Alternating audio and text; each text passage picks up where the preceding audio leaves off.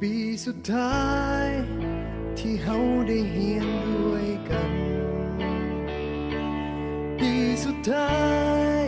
ที่เฮาจะต้องจากกันผ่านการเฮียนผ่านวันเวลาจนทำให้เฮาได้หูจักกันได้เป็นเพื่อนกันจนวันนี้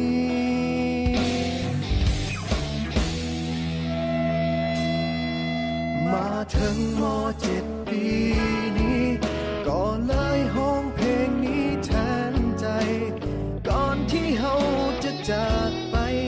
ห่างกันให้ทุกคนจดจำในใจฝากเพลงนี้ไว้ให้คิดถึงกันเมื่อต้องถึงวัน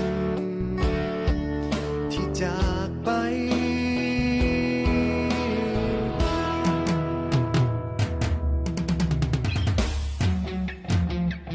ก็เลยเขียนเพลงนี้ขึ้นมาให้ทุกคนหูไว้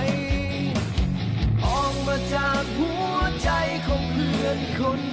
นี้ถึงจะอยู่แห่งหนใดยังคิดถึงกันทุกวินาทีจึงขอมอบเพลงนี้แด่เพื่อนทุกคน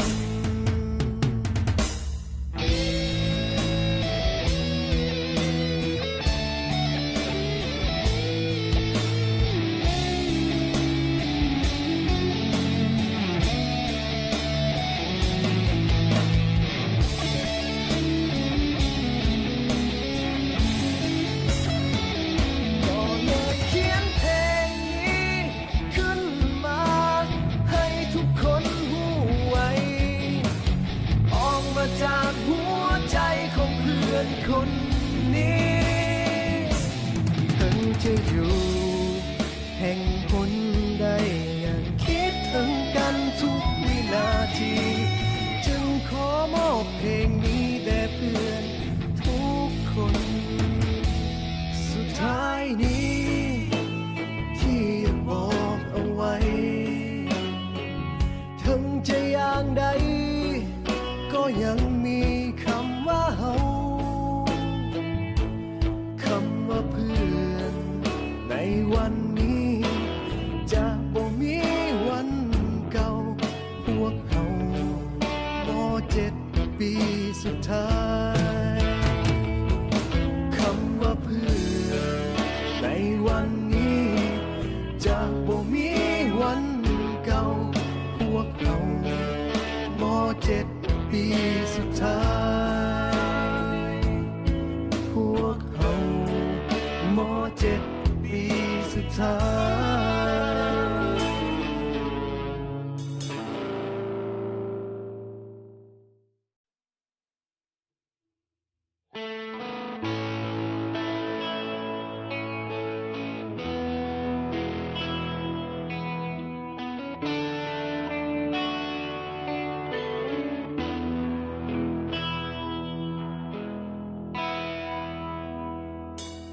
ปีสุดท้ายที่เฮาได้เฮียนด้วยกันปีสุดท้ายที่เฮาจะต้องจากกัน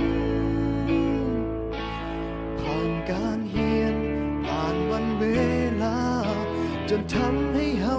ได้หูจักกันได้เป็นเพื่อนกันจนวันนี้